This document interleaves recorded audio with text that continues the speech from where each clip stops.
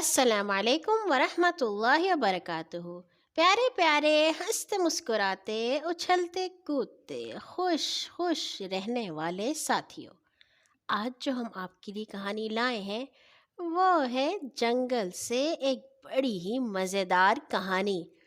جنگل میں تو آپ جانتے ہی ہیں کون رہتا ہے۔ کہانی کا عنوان ہے چالاک مرغا، اور اسے آپ کے لیے لکھا ہے مرزا ادیب نے۔ کسی جنگل میں ایک بھیڑیا اور ایک لومڑ رہتے تھے۔ دونوں کی آپس میں دوستی تھی۔ وہاں پر ایک مرغا بھی رہتا تھا جو کھا کھا کر خوب موٹا ہو گیا تھا بڑا چالاک۔ ان دونوں سے دور دور رہتا تھا اور کسی طرح بھی ان کے قابو میں نہ آتا تھا۔ یہ مرغا تھا ایک گڈریے کا جو جنگل ہی میں ایک طرف رہتا تھا۔ بھیڑیا اور لومڑ روز مرغے کو دیکھتے تھے اور ایک دوسرے سے کہتے تھے کہ اگر یہ مرغا کسی دن ہمارے قابو میں آ جائے تو ہماری عید ہی ہو جائے، کس مزے سے دعوت اڑائیں ہم۔ مرغا ان کی نیت جانتا تھا، لہٰذا کبھی ان کے قریب نہیں آتا تھا۔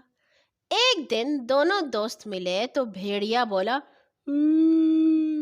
ہمیں تو بھیڑیے اور لومڑ کے بجائے بکریاں ہونا چاہیے تھا، گھاس کھا کر سوتے رہتے۔ لومڑ آہ بھر کر کہنے لگا، ہاں ٹھیک ہی کہتے ہو، دیکھو نا مرغا ہمیں کس طرح سے ستا رہا ہے۔ گھاس کھاتے ہوتے تو آج اس طرح ترستے کیوں؟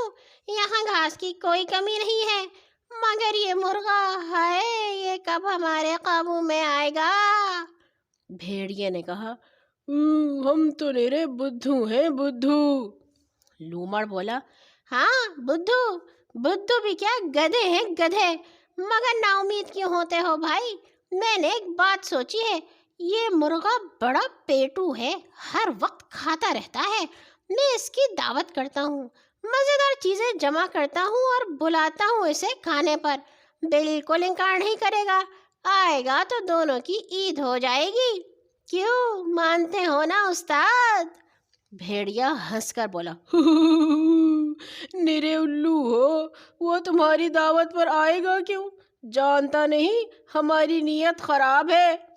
لومڑ نے جواب دیا، آئے گا ضرور آئے گا۔ دوسرے دن مرغا اپنے کوٹھے پر جو پہنچا تو لومڑ نیچے آ کر بولا، اے بھائی صاحب، آپ ہم سے اتنی دور کیوں رہتے ہیں؟ ایک ہی جنگل میں رہتے ہیں، ایک دوسرے کے ساتھی ہیں، ہم سایوں کو تو ایسا نہیں کرنا چاہیے۔ مرغا کہنے لگا، فرمائیے حضور، کیا حکم ہے؟ کہیے تو اپنے مالک کو بلا لو، جوتوں سے ذرا جناب کی خاطر تواضع کر دیں۔ لومڑ کہنے لگا، واہ دوست، مہمان کی یہ عزت، میں تو آیا تھا آپ کو کھانے پر بلانے، بڑی اچھی اچھی چیزیں جمع کر رکھی ہیں، طرح طرح کے پھل، کھیر، حلوہ اور نہ جانے کیا کیا کچھ۔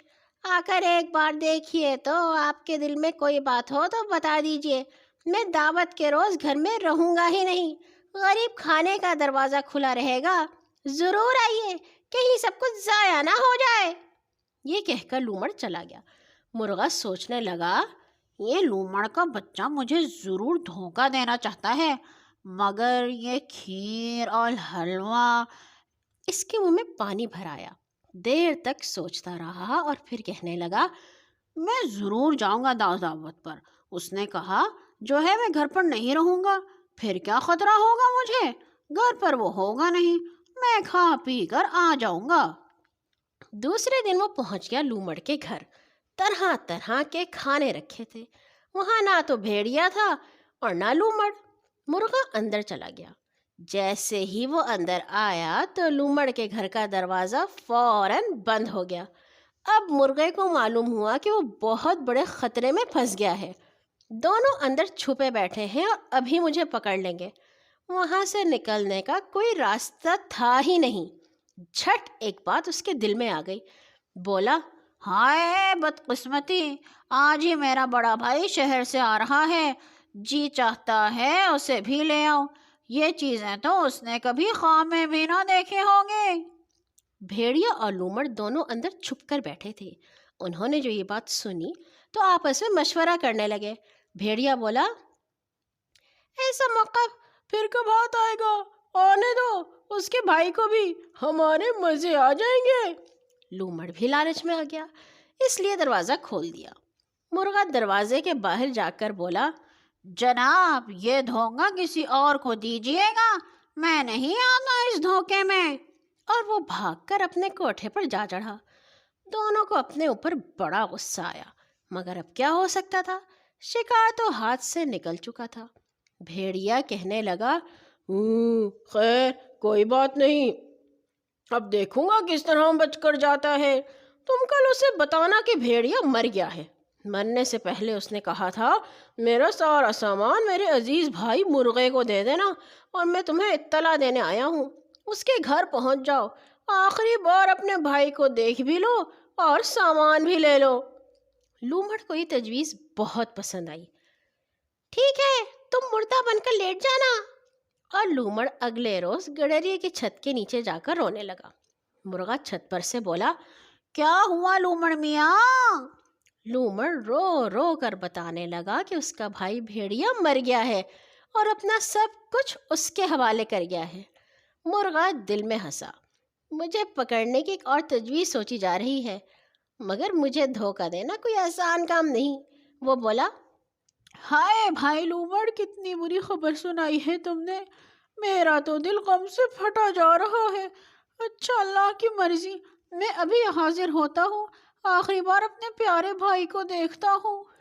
لومڑ نے جب یہ لفظ سنے تو خوش خوش لوٹ گیا اور بھیڑیا کو بتا دیا کہ مرغا آ رہا ہے۔ بھیڑیا مردہ بن کر لیٹ گیا۔ تھوڑی دیر بعد مرغا آ گیا۔ بھیڑیا گھر کے اندر پڑا تھا، بالکل حرکت نہیں کر رہا تھا، اس نے اپنا سانس بھی روک رکھا تھا۔ مرغا بھیڑیے سے کافی دور ہو کر بولا، افسوس، میرا بھائی مر گیا، اب میں کہاں ڈھونڈوں گا اپنے پیارے بھائی کو۔ بھیڑیا خوش ہو گیا، اب تو وہ ضرور آ جائے گا قابو میں۔ مرغا وہیں کھڑا رہا اور کہنے لگا، بھیڑیا مرتا ہے تو اپنی ٹانگ ہلاتا ہے، مگر میرے بھائی کی ٹانگ کیوں نہیں ہل رہی، حالانکہ یہ مر چکا ہے۔ بھیڑیے نے جب یہ بات سنی تو اپنی ٹانگ ہلانے لگا۔